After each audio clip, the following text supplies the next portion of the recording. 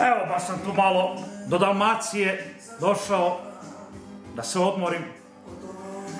Bio sam sinoć u Primitivo baru, mogu reći krasan restoran, hrana izvrsna, no imam jednu krupnu primjedbu.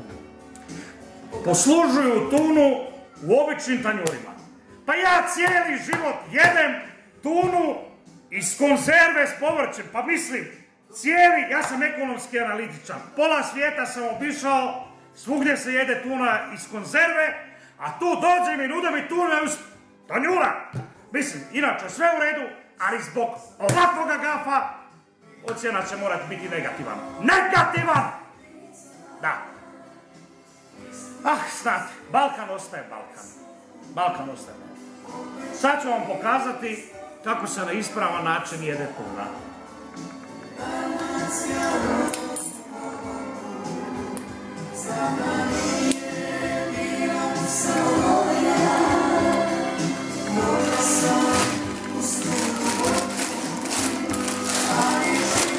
Kako se jede i poslužuje tuna na ispravan način. Molim li, evo.